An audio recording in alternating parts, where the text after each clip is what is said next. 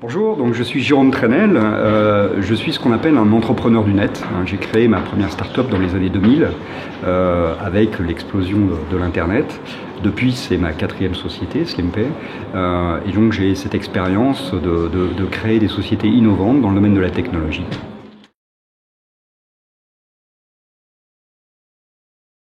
Alors je pense être un CEO visionnaire. Je suis passionné par le produit, l'interaction du produit avec le client, la demande des clients, et pour trouver en fait comment la technologie peut répondre à leurs évolutions de leurs demandes.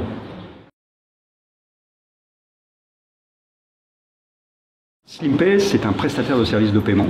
Nous sommes un peu comme une banque 2.0, on va dire. Nos clients, ce sont des grands marchands et nous leur offrons des services de paiement, des services bancaires. On ouvre des comptes, on opère des paiements pour le compte de ces grands marchands et d'une façon nouvelle. Donc ce qu'on appelle 2.0, mais en fait c'est des intégrations par ce qu'on appelle des API, c'est-à-dire qu'on s'intègre complètement dans l'informatique, dans les outils de gestion du client. Et donc il n'y a pas véritablement d'accès, de portail chez nous, hein. Tout est impliqué dans les outils du client et c'est ce qui fait qu'on est beaucoup plus agile pour le client et qu'on donne un service avec beaucoup plus de valeur ajoutée qu'une banque traditionnelle. Alors, notre actualité, c'est qu'en fait on croit beaucoup à l'évolution des paiements. Et on pense que les paiements vont aller de plus en plus vers des paiements de compte à compte au travers de téléphones mobiles.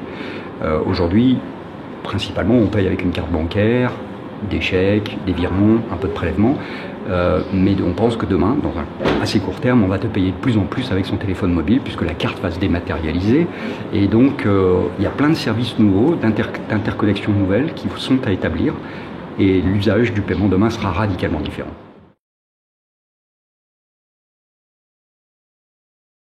Alors, un acteur du paiement, un acteur technologique, puisqu'aujourd'hui, plus de 40% de notre effectif, ce sont des ingénieurs de développement. Donc, toujours une société très technologique, mais disons, en avant-garde sur ces paiements de demain.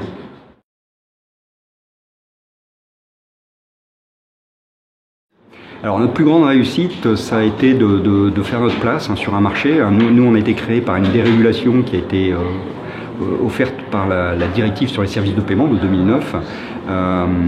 Les notions d'acteurs du paiement non bancaire n'existaient pas à l'époque et beaucoup de banquiers à l'époque prédisaient le fait qu'il n'y avait pas d'opportunité, qu'ils savaient très bien gérer ce service et qu'il n'y avait pas de place pour des nouveaux entrants. Je pense qu'on a clairement, 8 ans après, prouvé, presque 10, mais enfin pour la société 8 ans après, prouvé qu'il y avait une opportunité de marché et dans laquelle on avait identifié des besoins clients qui n'étaient pas servis par les banques aujourd'hui.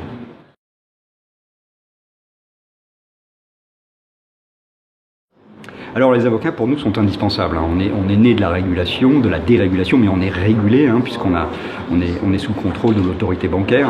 Donc c'est évidemment beaucoup de travail.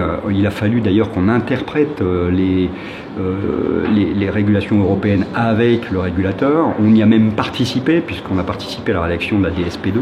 Donc on est intimement impliqué avec cet effet, ce côté régulatory.